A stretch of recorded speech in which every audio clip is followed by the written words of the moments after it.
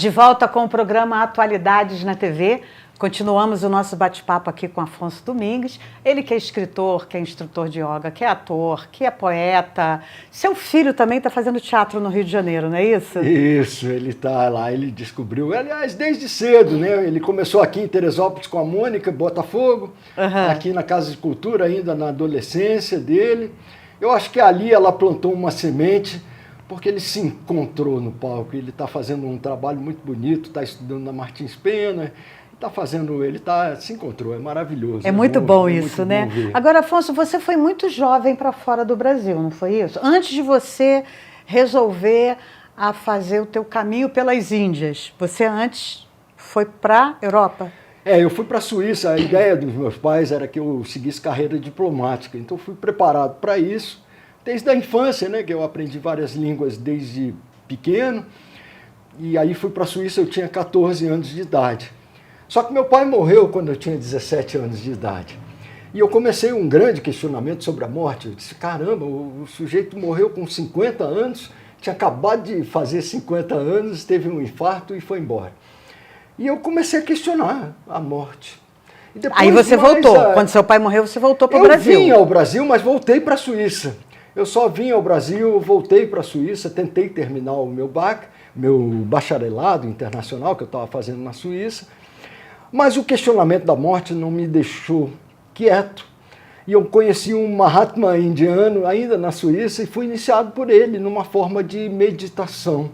Foi a primeira yoga que eu pratiquei. Na realidade, eu pratiquei yoga na minha adolescência, pré-adolescência. Como você apresentou, minha mãe era jornalista, meus pais eram jornalistas, e eles tinham sempre recepções para ir, coquetéis e jantares, e minha mãe estava sempre num cabeleireiro, né? E aí, volta e meia, eu tinha que ir para o cabeleireiro com ela, esperar ela lendo gibi na sala de espera. E um dia, nesse cabeleireiro que ela ia, tinha uma salinha, abriram lá uma salinha, um degrauzinho. Eu fui atrás e tinha lá um tapetinho, uma penumbra, um cara cantando uns negócios engraçados. E eu adorei, ele me recebeu e eu ficava lá fazendo umas posturas que ele fazia. Eu nem sabia o que era, eu tinha 12 anos de idade. Minha mãe é que lembrou isso. E eu adorava, porque eu fugia, eu não gostava de ficar lá em cima do cabeleireiro, ia para a sala de yoga e normalmente eu dormia no relaxamento, ela tinha que vir me acordar, né? Mas eu acho que deixou aí essa lembrança, essa semente, e aí com 18 anos de idade, na minha busca, eu conheci esse Mahatma indiano na Suíça e fui iniciado por ele, morei num ashram, larguei toda a escola para me dedicar exclusivamente à prática de meditação. Mas aí... Conseguiu a resposta para a morte? Olha... Pergunta de prova. Essa é uma resposta que se repete a cada dia. Porque essa vai ser a grande lição. É a primeira grande verdade na nossa vida. E a espiritualidade, ela se desperta no momento em que a gente enfrenta a morte. Em quase todas as religiões, a morte é um grande mestre. Até no cristianismo. É na paixão de Cristo que ele revela o grande segredo, né? Enfim, e da Índia não é diferente. Então, é claro que o que a gente busca com a meditação é despertar para a consciência daquilo que não morre, daquilo que em nós é imortal. Isso não é uma crença, é uma percepção direta, que não é percebido pela mente, não é uma compreensão que se dá pela mente. É uma experiência direta que acontece. Um momento, não é nada muito psicodélico, como algumas pessoas podem pensar, que é alguma coisa muito... É uma experiência muito humana, muito acessível. E eu tive sempre uma atração muito grande pela Índia, desde pequeno. E ali, naquele momento... Na Suíça, eu morando num ashram, nós tínhamos costumes indianos dentro do ashram e tudo mais, mas o nosso mestre, que era indiano, ele resolveu desindianizar a coisa. Então houve uma dissidência naquele grupo, e eu fui um dos dissidentes, porque a gente já tinha sido picado pela mosca indiana, eu já tinha me identificado com a cultura da Índia, com as roupas indianas, com os costumes, com os termos, o sânscrito. Ele aboliu tudo isso. Eu entendi, porque a proposta é mostrar para as pessoas que o que nós estamos passando é algo que vai além da cultura. Nós não estamos passando cultura indiana, nós não estamos passando o aspecto externo dessa coisa. Nós estamos passando uma essência e pode ser feito em qualquer lugar do mundo, por qualquer ser humano. Mas eu já tinha me adequado àquela coisa, eu fiquei com muita vontade de ir para a Índia. Encontrei com um amigo, que era também um dissidente, e nós fomos por terra, fizemos essa viagem através do Oriente Médio. Naquela época dava, foi nos anos 70, 75, 76, e aí eu fui para a Índia, e ali começou todo um outro momento da minha vida, e parece que eu nunca mais saí da Índia, né? E essa Índia não é esse estado geográfico que a gente conhece, esse estado físico. Essa Índia que a gente é chamado a conhecer é um estado de consciência. Parece que é um outro ambiente, é um ambiente que não é esse social físico que essa semana eu ouvi que eles chegaram à maior população do mundo, né? 1 bilhão e 400 milhões de habitantes. É impressionante. A Índia tem esse aspecto superpopuloso, né? Posso fazer outra pergunta de prova? Claro. A gente começou o programa falando sobre yoga, sobre união, não é isso? Você não acha que na Índia tem muita divisão? Tem.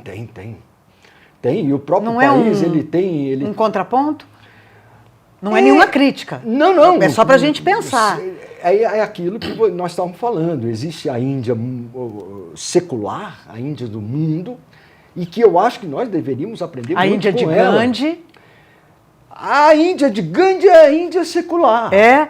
Apesar de Gandhi ter sido um grande exemplo de alguém que aplicou a espiritualidade na política. Mahatma Gandhi, eu acho que eu não entendo por que os políticos no mundo não se referenciam mais, ele é referenciado, mas se referenciam mais a Mahatma Gandhi. Gandhi, ele pegou os 3 primeiros princípios da yoga, Ahimsa, Satya, Asteya, não violência, verdade e honestidade. Como que os políticos tinham que se inspirar nesse modelo, né? Não é? De todo o planeta. E eu acho que a própria Índia esqueceu isso. Mahatma Gandhi é um pouco esquecido na Índia de hoje. Né? Existem conflitos terríveis na Índia. Mas além dessa Índia dividida, como você chamou, existe uma Índia una. E essa Índia una ainda é acessível. Essa ninguém vai transformar. Porque essa é mais do que milenar. É eterna. Essa cultura védica, ela nos refere, é o grande tesouro de conhecimento da humanidade. Na Índia está a mãe de todas as culturas. Ela revela segredos maravilhosos para nós. A começar pelo fato de que o conhecimento, ele é personificado na pessoa da mãe. O guru, muita gente conhece o termo guru, mas guru é um aspecto materno. É aquele que nos dá acesso à nova vida. Assim como nós precisamos de uma mãe para vir a esse mundo e viemos através de um canal feminino, todo o despertar espiritual se dá através de um canal feminino. E o Guru é essa grande mãe que nos dá acesso a esse outro plano. E na Índia existem hoje, você vai dizer, tem até grandes falsos, fake gurus. Hoje nós estamos... E a própria Índia profetizou isso. Ela disse que nessa era seria a era da mentira, a era da desavença, a era do egoísmo, enfim. Então essa era está vigente, mas mesmo assim, ainda hoje nós temos canais abertos, portais abertos, nos convidando para sair desse mundo confuso, desse mundo da mentira, desse mundo da dualidade, do conflito dual. E quem sabe ter consciência da nossa tarefa aqui, né? Exato, e do propósito da gente ter vindo aqui. Porque a gente está vivendo uma vida muito medíocre, muito efêmera. Nós estamos buscando coisas que passam. A televisão disse que se não comprar o sapato vermelho a gente não vai ser feliz. E aí, como é que fica? Pois é, esses estímulos estão muito potencializados hoje. Sempre teve, né? Sim. Os estímulos, as tentações para mergulhar no mundo da efemeridade. Mas existe um aspecto, existe uma coisa, sabe? Existe uma sede, existe uma fome Assim como a gente tem fome para comer a comida, não precisa ninguém te falar nada, você vai lá e busca o alimento, da mesma forma nós temos uma sede, uma fome do sentido da vida, da paz. E isso nós não estamos sabendo responder, atender a essa demanda. E nós, às vezes, tentamos saciar essa fome com coisas que não vão saciar essa fome. A única coisa que vai saciar essa fome é justamente a experiência de comunhão, a experiência de paz, de unidade. E que é acessível a todos nós, né? Eu te agradeço muito o privilégio de estar aqui no primeiro programa Atualidades na TV. Você sabe que a Oficina de Poesia vai fazer também um encontro no dia 15 de junho. Parece que o dia 12 é dia dos namorados, mas parece que no dia 15 eles ainda estão nesse clima, que está lá, o amor está no ar, né? Mas é sempre bom quando o amor está no ar, sempre, né? Sempre é a melhor então, coisa. Aliás, é a grande mensagem. É a grande mensagem. Sempre no SESC, Oficina de Poesia.